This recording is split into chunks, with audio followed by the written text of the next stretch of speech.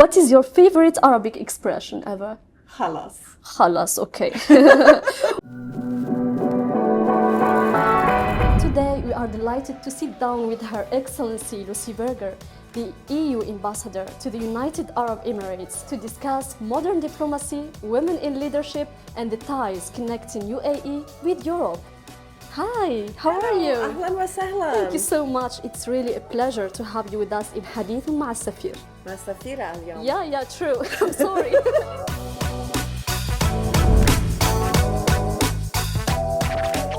Your Excellency, we are really curious to know what inspired you to pursue such a career in diplomacy. Well, thank you for asking this question. It might be a little bit odd, but when I was a teenager, I wanted to contribute with my life something positive, and I wanted to make the world a better place. And I was not born in European Union, but somehow I feel like I have lived in the European spirit even before we joined the EU. Yeah. And I thought that peace is the best contribution you can bring to the world. And I associated peace with diplomacy, and that's actually why I wanted to enter into diplomacy and international relations. Wow, that's really inspiring. I remember a famous quote said by a leader woman. She said once, "If they don't give you a seat at the table, bring a folding chair." And that brings me to my next question.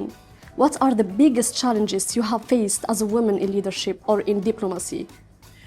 I'm not sure if I can pinpoint any single challenge or biggest challenge, but I do think that as a woman you have to recognize that your managerial style is different than as a man, that you are perceived differently than as a man, and that you work with a little different set of tools. And I don't think it's a weakness. I actually think that it's a strength. We are different, and that what brings, in particular in diplomacy, different points of view, different approaches, and hopefully better solutions. So what has helped me to overcome every challenge is to look at it as a potentially opportunity and how to overcome it, and maybe try to find an added value while doing so. Usually people, they don't know about your work. What are the misconceptions maybe they have about the work as an ambassador? Very clearly the misconception about work of an ambassador is that a lot of people think that you're just socializing, you're going to dinners and events, which we do. We do that too. But most of the time we spend in meetings, taking notes. I also take notes and I report. We organize visits. We wait for our presidents at airports. It's actually a lot of work which is not so glamorous. But I think more important, in fact, than some of the visible and glamorous parts. The logistics as an ambassador, I can tell you, the most important part of a job of an ambassador. If a visit is not going well logistically, the conversations are not going well either. That's true. Your Excellency, what does a typical day look like for you as an EU ambassador in the UAE? I coordinate EU ambassadors, so I meet regularly with them. Of course, a lot of meetings with ministers. Hi, Sumaya. Hi. Seems like a teamwork here. Discussions with Brussels, occasional dinner where we discuss regional developments or cooperation opportunities. Yeah, and what are the biggest opportunities between UAE and EU partnership today? Obviously trade, we're negotiating a free trade agreement with the UAE, but beyond that, and I think especially after the last 3 months, we want to focus on security and defense. I think the opportunities are great, and it's very important for the EU to form part also of the security in the region. And digital cooperation and artificial intelligence, big priority as well. That's true. And what role can young people maybe play in shaping this? We like to ask the young people here and also in Europe what they think we should be doing, and we could focus on how they see the future. So we actually use their opinions to inform how we form our policies. Yeah, and they said that leadership doesn't have an age. It's about the courage to drive the change. Indeed, right? And you want to shape the future with those who will live it. Yes, right. Thank you.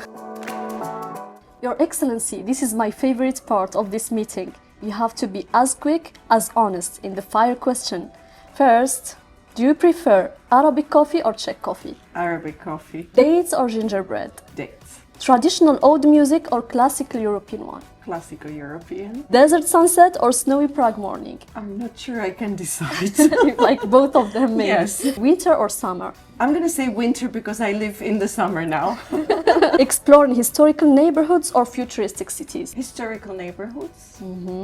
So, phone call or a voice note? Definitely phone call.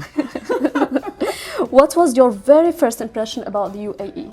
I was really impressed. I was impressed. What surprised you the most about Emirati culture? I love the focus on family. What is one thing European will be surprised to learn about the UAE? They're not that different from us in Europe. If you were not an ambassador, what would you be? Architect? One day maybe. What is your favorite Arabic expression ever? Khalas. Khalas, okay. Which historical figure from the Arab world or Europe world would you like to have dinner with, if you have the chance, of course? Madeleine Albright, even though you would say she's not European, but she's originally Czech. Interesting. What is a hidden passion people would never expect from you? I love surfing. I know another passion also.